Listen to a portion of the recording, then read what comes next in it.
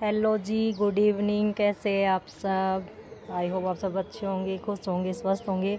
और मैं पूनम एक बार फिर से वेलकम करती हूँ आपका आपके अपने यूट्यूब चैनल पे। और यहाँ पे हमारे छतों पे रंगोली बनाई हुई है, ये देखिए, दिख रही होगी आपको। ये पड़ोसियों की छत है।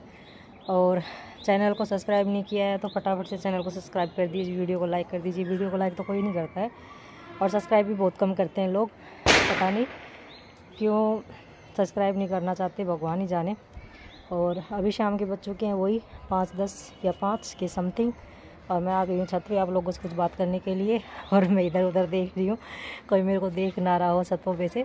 और अच्छा नहीं लगता, थोड़ा सा मेरे को शर्म आती है क्योंकि किसी को पता ही नहीं है कि मैं आप लोगों से बातें करती हूँ।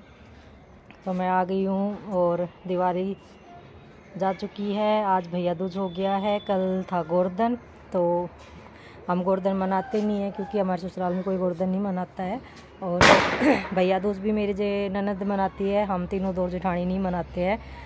तो मेरे जेठ जी गए हुए थे ननद के पास महेंद्रगढ़, तो वो अब आए हैं वहाँ से। तो हमें जो भी पहुँचाना था या उनको जो भी पहुँचाना था वो हमने पहुँचा दिया। और भाई दूज हो गया, उन्होंने भी अपना कर्तव्य निभा दिया, इधर से चला गया क्योंकि घर छोड़ के आ नहीं सकते हैं। ऐसे बच्चे हैं, घर पे सब काम हो जाता है तो काफ़ी बार ऐसा होता है कि नहीं आ पाते, काफ़ी बार आ जाते हैं। तो आज नहीं आए वो मेरी ननद। तो और अभी भी सूरज है और परसों था उसके पहले दिन ग्रहण भी तो था, बहुत भयंकर वाला ग्रहण बता रहे थे सूरज जी, मतलब सूरज का। दिवाली 3 दिन बाद उठाई थी। तो मेरा गला अभी तक ठीक नहीं हुआ है, ऐसे ही चलेगा ये। और थोड़े दिनों बाद अब स्टार्ट हो जाएगी सर्दी, फिर स्वेटर और शॉल। और मेरे को बिल्कुल भी स्वेटर शॉल पसंद नहीं है पहनना, लेकिन पहनना पड़ता है क्योंकि सर्दी जो है वो बर्दाश्त नहीं होती है, तो मजबूरी में पहनना ही पड़ता है। तो चलिए आज लोकेशन चेंज करते हैं थोड़ी सी, और यहाँ पे बैठती हूँ मैं आपसे बात करने के लिए। लेकिन मेरे सर पे सूरज आ रहा है पूरा, तो यहाँ बैठ जाते हैं, आपसे बात करते हैं। और कल जो मैंने बताया था, मेरी 5वीं क्लास कंप्लीट हुई और 5वीं क्लास का रिज़ल्ट आया। और मैं पास तो नहीं हुई थी, लेकिन मेरे को पास कर दिया गया स्कूल वालों ने। जब मेरे 5वीं क्लास का रिज़ल्ट आया था उस टाइम गुड़गांव में थी वहाँ पे। तो फिर आई थी मैं घर मतलब मेरी नानी के पास। तो वहाँ 5वीं का रिज़ल्ट आया, तो मैं स्कूल में रिज़ल्ट लेने के लिए गई। तो उनकी मास्टरों ने बोला तू फेल हो गई। फेल होने के नाम से मैं रोने लग गई। और क्या हुआ ना, क्योंकि मेरी सारी साथ की सहेलियाँ थी और फेल होना मतलब नेक्स्ट क्लास में जाना नहीं है, वहीं रहना है। तो 5वीं क्लास थी उस टाइम, राजस्थान था ना, तो और लड़कियों को कुछ ज़्यादा ही मान सम्मान मिलता था उस टाइम। मैं घर जाके रोने लग गई। और मेरी नानी उस टाइम कहीं बाहर गई हुई थी, तो मैं बाहर ऐसे ही रो रही थी, बैठक बाहर वाले गैलरी में बैठ के। तो मेरी नानी आई, बोली क्यों रो रही है? फिर मैं बोली मैं फ़ेल हो गई माँ।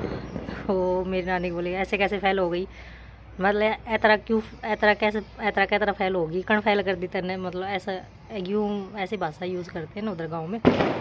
तो नानी गई स्कूल में, तो जैसे ही नानी को टीचरों ने देखा तो मेरी नानी बोली हाँ भाई कौन सा वो जो मेरी छोरी ने फ़ेल कर दी? तो बोले ना दादी, पूनम तो पास हुई है, फ़ेल नहीं हुई। तो मेरी नानी बोली छोरी ने रुआ दी था, मैं कह रही मैं फ़ेल होगी। बोले ना दादी पूनम पास है, ठीक क्लास में होगी। तो मतलब ऐसे करके मैं 6th क्लास में गई और 6th क्लास में इंग्लिश मीडियम स्टार्ट हुआ।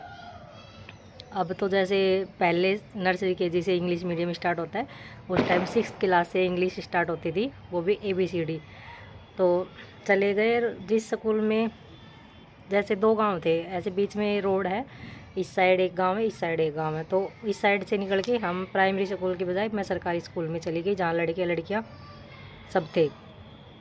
वहाँ पे जाके मैं थोड़ी नटखट और शैतान थी, लेकिन ये स्कूल था, वो बड़ा स्कूल था, मतलब 6th क्लास से बड़ा स्कूल आ गया, बार बार से बच्चे आते थे उसमें। तो मेरी एक ही फ्रेंड बनी पक्की, पहली से लेके 6th क्लास तक, 5वीं क्लास तक हम साथ थे, और वो मेरी बेस्ट फ्रेंड थी। फिर हम दोनों ने एडमिशन लिया उसी जगह, उसी स्कूल में, लेकिन हमारा सेक्शन अलग हो गया। तो अब मैं फिर रोने लग गई कि मेरा सेक्शन अलग हो गया, लेकिन वहाँ किसी की नहीं चलती उस स्कूल में। तो अब रहना पड़ा, लेकिन जैसे भी मौका मिलता हम दोनों एक दूसरे के पास आके बैठ जाते थे।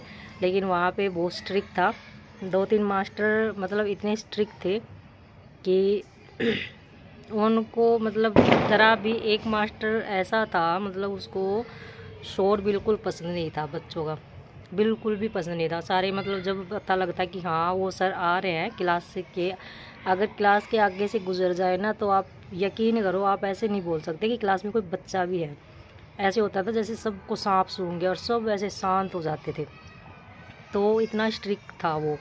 लेकिन उस मास्टर ऐसा था कि एक बार हुआ ये कि जैसे पीरियड ख़त्म होते हैं, आधी रेस्ट मतलब आधी जो छुट्टी होती है, लंच टाइम होता है, उसमें हम सब बच्चे खेलते थे।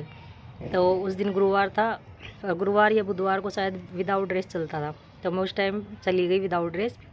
फिर तो फ्रॉक पहन रखी थी घेर वाली, और तो वहाँ पे जैसे सब खेल रहे थे तो किसी ने उस सर को आते हुए देख लिया।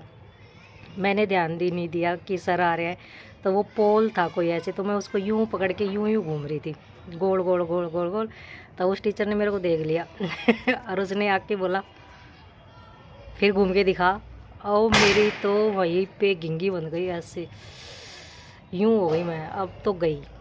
तो बोले फिर घूम के दिखा। लेकिन एक सर बहुत अच्छे थे, कमल नाम था, बहुत ही अच्छे थे, वो हमेशा हेल्प करते थे। तो उन्होंने बोला घूम के दिखा, तो मैं रोने लग गई भयंकर। फिर वो कमल सर ने बोले क्यों बच्चे के पीछे गिर पड़ा हुआ है? बोले नहीं, मैं जब तक घूम के नहीं दिखाएगी ना तो मैं इसको जाने नहीं दूंगा, इसको मैं टॉफ़ी दूंगा, घूम के दिखा।